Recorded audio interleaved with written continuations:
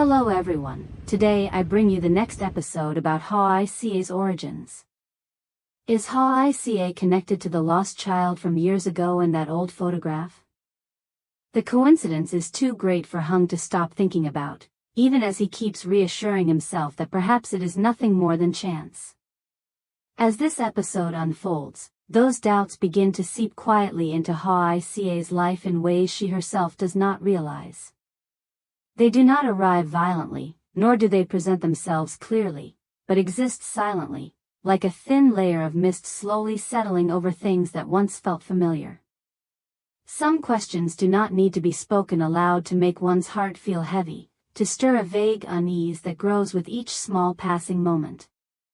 The next morning, Hoài Ca wakes earlier than usual. The air is still hazy with mist, the surroundings so quiet that even the soft whisper of wine through the garden trees can be heard. The small kitchen is still cold, the dampness of the night lingering on the floor, but she has long grown accustomed to that chill. Hoài Ca lights the fire to boil water, her movements slow and careful, just like every other morning.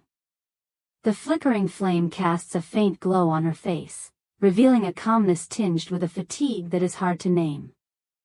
She goes about the usual small chores, straightening things up, wiping the worn edges of the old wooden table, then stands still for a long moment by the stove, both hands resting lightly on the rim of the pot. Everything unfolds as it always does, tasks she has repeated so many times they seem automatic. Yet today, a strange restlessness stirs within her, as if something unseen is quietly waiting ahead, though she has no idea what it might be. The night before, after Hùng told her about the wallet and the photograph, Hoài Ca had tossed and turned for a long time. Lying on her side, staring up at the dim ceiling, she listened to every small sound in the night. Each time she closed her eyes, the face of the child in the photograph appeared in her mind, sometimes clear, sometimes blurred, sometimes fading away only to suddenly return. It was a strange sensation, not exactly curiosity, not quite fear, but more like an invisible thread pulling her towards somewhere distant and indistinct. That face felt inexplicably familiar, though she could not recall ever seeing it before. Certain features made her heart tighten slightly, yet whenever she tried to reach that memory, there was only emptiness. It felt as though a door had once opened in the past, then quietly closed by someone, leaving behind scattered fragments of memory, too incomplete to piece together. Hoài Ca turned over again and again through the night, trying to push those thoughts away, telling herself that she was probably just affected by Hùng story. She had lived peacefully like this for so many years, there was no reason for vague images to disrupt her present life. And yet, the more she tried to reassure herself, the more clearly she felt that unease smoldering within her, like a tiny crack, barely visible, but enough for unfamiliar light to slip through. This morning, standing in the familiar kitchen, Hoài Ca suddenly realizes she has been distracted without noticing. The kettle on the stove begins to boil, the soft sound of bubbling water pulling her back to reality. She hurriedly lifts it off the fire and takes a deep breath, as if reminding herself to stay focused. But even as she returns to ordinary, everyday tasks, the image from that old photograph refuses to leave her mind. Hoài Ca does not yet know that this seemingly unchanged calm is the prelude to the coming upheavals. The doubts Hùng carries in his heart, though never spoken to her, are already quietly seeping into Hoài Ca's life, slipping into each thought, each subtle emotion. And from that misty morning onward, an invisible thread has begun to connect scattered fragments of memory, slowly drawing the past closer to the present, in a way that none of them could have foreseen. Hoài Ca does not clearly remember her childhood. The earliest memories she has begin only from the time she started living with her current adoptive mother, in the small house that has been tied to her for many years. Everything before that is blurred, no concrete images, no distinct sounds, only an emptiness that is hard to name. She does not remember where she once lived, whom she might have called father or mother, or whether she had ever been held in the arms of anyone other than the woman who has raised her ever since. When she was little, Hoài Ca asked many times about her biological parents and her past. Those innocent questions were often asked naturally, sometimes while sitting by the fire, sometimes while the two of them worked together. Each time, her adoptive mother would either fall silent for a long moment, her eyes briefly avoiding Hoài Ca's gaze, or reply vaguely that Hoài Ca had been found when she was very small, with no papers and no known origins. The answers were repeated again and again, short, without further explanation, and leaving no clues for a curious child to follow. Back then, Hoài Ca was still too young to notice anything unusual in those long pauses or in the way her mother's voice would lower whenever the past was mentioned. She simply accepted the answers obediently, treating them as unquestionable truths, and continued living her quiet life. Never did she imagine that her identity could one day become such a profound question, or that a past she believed to be closed would silently return, touching the present through scattered yet weighty details. As for Hùng, he could no longer maintain the calm he once had. After that conversation the other night, everything he had heard and seen quietly drilled deeper into his thoughts. The words the old herbalist had once spoken, the faded photograph worn down by time, the age of the lost child from that long-ago story, all of it gradually arranged itself in his mind, fitting together in a way that felt disturbingly precise. The more he tried to dismiss it, the more he realized he could no longer see it as mere coincidence. He began to investigate further, despite his lingering hesitation. Hùng found excuses to revisit the old village, where memories and forgotten stories seemed to linger in every narrow path and every time-worn house. He asked the elderly, those who had lived there for decades, about children who had gone missing in the area more than 20 years ago. Some shook their heads, saying it had been too long to remember clearly. Others said they seemed to recall something, but when Hùng pressed for details, everything remained vague and fragmented, insufficient to form a complete story. Each half-hearted answer left Hùng suspended between hope and disappointment. He realized how much time had washed away, leaving behind only scattered memories in aging minds. Even so, he did not stop. He continued chasing every small lead, even if it was just a passing remark or a detail that seemed insignificant. The deeper he went, the stronger the feeling grew that he was standing very close to something, though he still could not reach it. An unexpected clue surfaced when Hùng returned to speak with the old herbalist once more. During their conversation, as the man casually recalled the old story as something that had happened long ago, he inadvertently mentioned a detail that seemed trivial, a small birthmark behind the ear of the granddaughter from that time. It was something Hùng had never noticed before, nor had he ever heard mentioned. The words came naturally, like a memory suddenly resurfacing in the old man's mind. At that moment, Hung's heart tightened. He instinctively held his breath, as if all the sounds around him slowed down. That small detail echoed in his head again and again, stirring associations that made it hard for him to remain composed.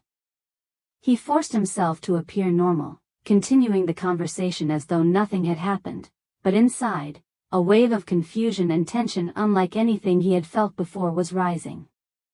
When he finally left, Hùng walked more slowly than usual.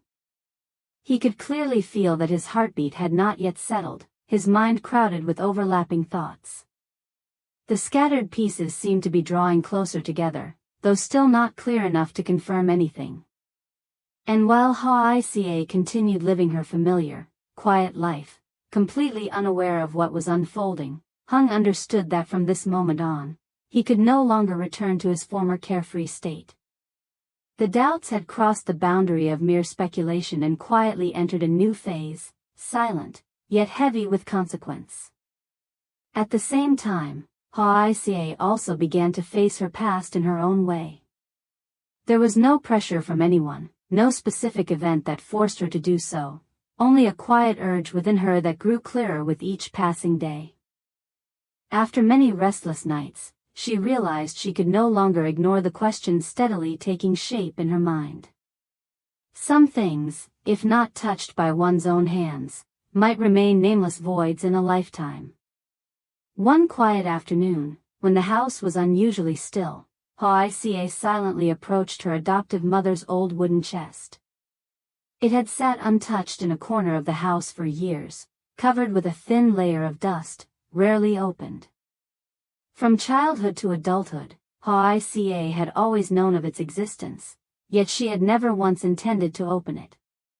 It was her mother's private space, a place that held pieces of the past she always avoided speaking about. Hoài Ca's hand trembled slightly as she touched the lid. The soft creak of aged wood echoed faintly, like a sound awakening something that had been asleep for a very long time. Inside were old papers, neatly arranged but yellowed with time. Some sheets were so faded, their edges curled, the writing dim, as if a slightly firmer touch might cause them to crumble. Hoài Ca carefully turned each page, feeling both curious and cautious, as though she were stepping into a memory that did not belong to her, yet was deeply connected to who she was. Then she stopped. Her gaze lingered on a small piece of old fabric, frayed at the edges, neatly tied with a thin thread. It was not large, its color long faded, yet it had been preserved with unusual care. Clearly, it was not something forgotten by chance, but an item that had been cherished and kept for many years. Hoài Ca gently untied the fabric and placed it in her palm. In that very moment, a feeling rose within her, one she could not quite name. The fabric felt strangely familiar, a familiarity that did not come from clear memory, but from something deeply embedded in her subconscious. Her heart tightened slightly, as if that piece of cloth had once been connected to her in a distant past, so distant that memory could no longer reach it, yet the emotion remained intact. She sat motionless for a long time, the fabric resting in her hand, afraid that even the slightest movement might cause that fragile sensation to vanish. She tried to remember, to search her mind for any image or fragment of memory that might relate to it, but all she found was a hazy emptiness. The only things vividly present were the faster beat of her heart and a growing sense of unease. Fragments began to surface in Hoài Ca's thoughts, disconnected, incomplete. They were not enough to confirm anything, not enough for her to name a specific truth, yet enough to unsettle her deeply. She realized she was standing on a fragile boundary between past and present, between what she had always believed to be certain and what was now slowly becoming unclear. Hoài Ca felt both afraid and hopeful. The fear came from the thought that if the truth were revealed, the peaceful life she had known might no longer remain whole. The simple days, the familiar relationships, the things she had always relied on, could all change in ways she was not yet ready to face. But alongside that fear was a faint, delicate hope. A hope that the gaps in her memory might one day be explained, that she would come to understand herself more fully, her origins, something she had never been able to touch.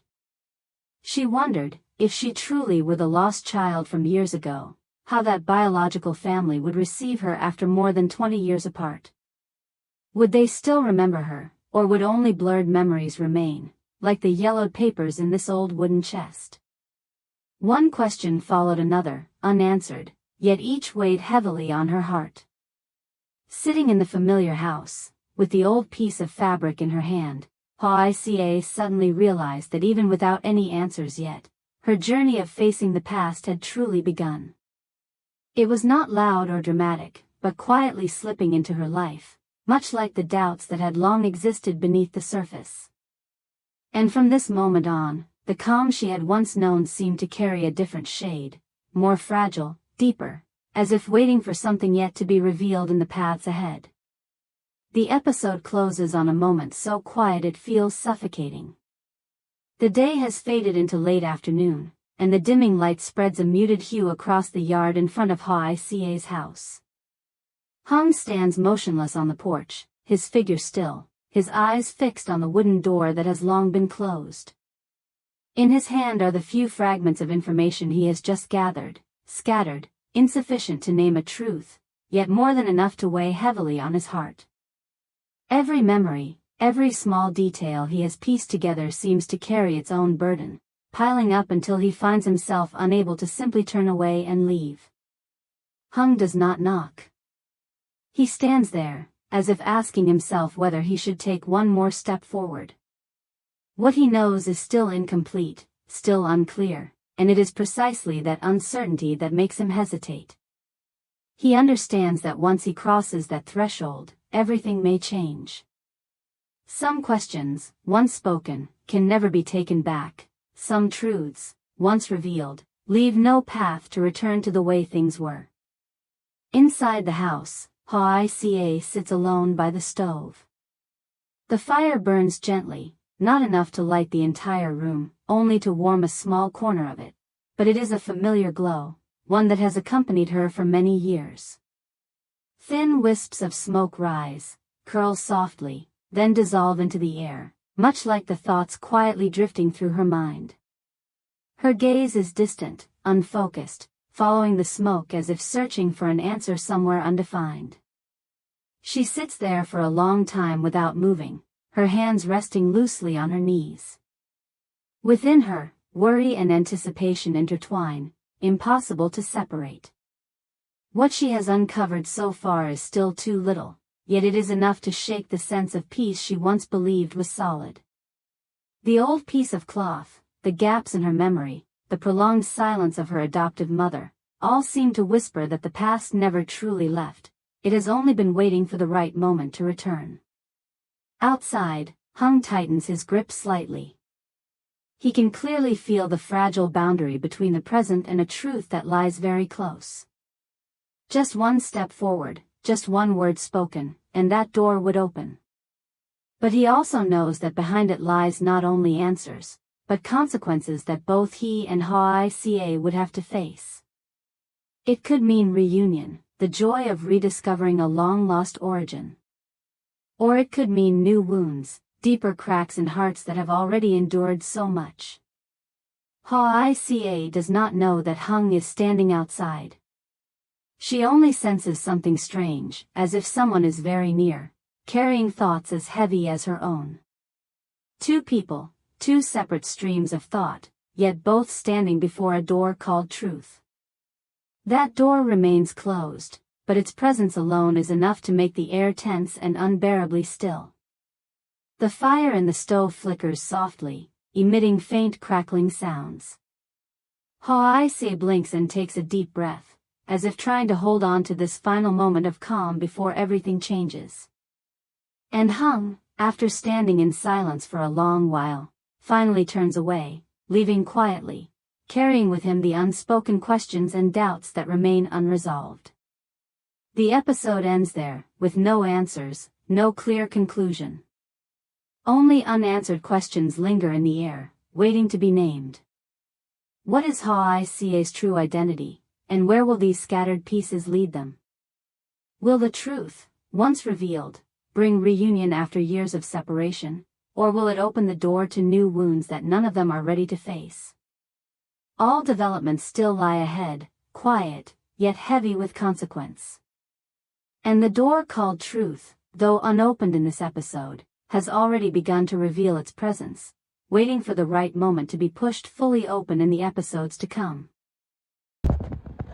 Xin chào tất cả mọi người đã quay trở lại với kênh của mình. Mình đang dựng cái điện thoại để quay video nối. Khép cửa vào con. Đi ra ngoài chơi, khép cửa vào cho mẹ làm việc. Nhanh lên, không mẹ chửi. Không, con ra chơi với chị Như Ý, khép cửa vào cho mẹ làm việc, đỡ ồn ào quá. Ok, vậy ngồi để chơi Rubik đi. Đấy, con ở trong này này. Đấy, thôi đi ra ngoài chơi cho mẹ làm việc. Mẹ đang quay video để làm việc nhá. Thôi khép cửa vào cho mẹ. Khép cửa vào rồi. Ra ngoài chơi đỡ cho mình làm việc. Mẹ ơi mẹ, nhưng mà trong chỗ anh Trung tặng cái cha anh Trung ơi. Anh Trung làm cái gì mà bắt đũa kêu vậy? Mới chiều trong chỗ hết cả ồn. Anh Trung ăn mì á? Dạ, ăn mì ở chỗ hết cả ồn. Anh Trung ăn mì nước nóng á?